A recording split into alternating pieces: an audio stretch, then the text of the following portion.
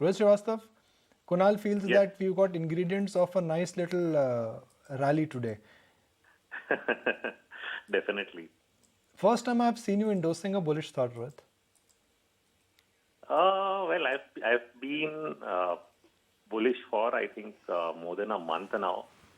Bit early on this move, but I do think the downside is getting exhausted.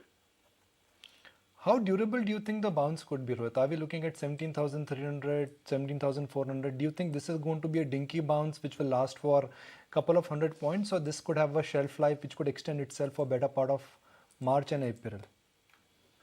I think whatever will start from here is not going to be just a counter trend bounce or another fake out rally, because most of the events that we've seen over the last 2 months, typically negative, seen at the end of you know major bear runs, and also this is likely the fourth consecutive month now which is down, something we haven't seen since maybe 2003, between Jan and April of 2003. So it's a very long stretch, and such a long stretch has often been followed by multi-month advances. So I think the setup is really for something bigger, not just a small move, something that will last long, maybe even go back and retest the highs eventually.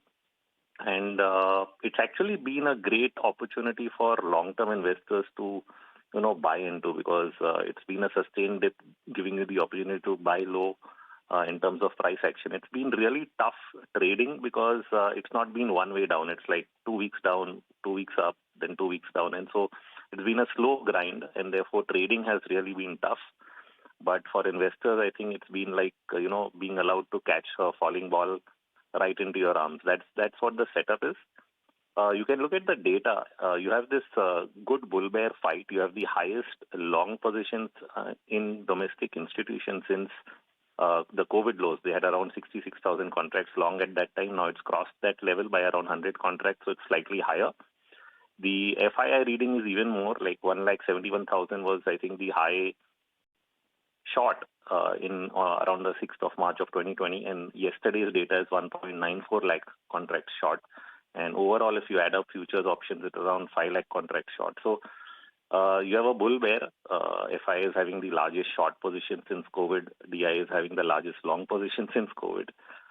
History shows that at the end of such a phase, it's the shorts that cover.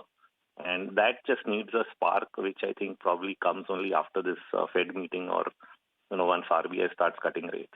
So that's I think the overall picture. Rohit, what do you think will actually fuel this rally the maximum in terms of which are the stocks or sectors that really stand out to you? So in terms of sectors, I think I will avoid the best performers of the last decade, which means the likes of FMCG and so on. They may move along, but I think the big growth areas which are pretty apparent are the performers of the last 2 quarters. So which means going back to defense stocks, capital goods stocks.